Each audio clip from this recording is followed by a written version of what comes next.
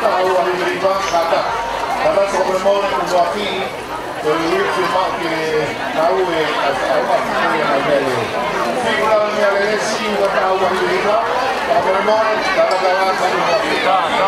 No podemos.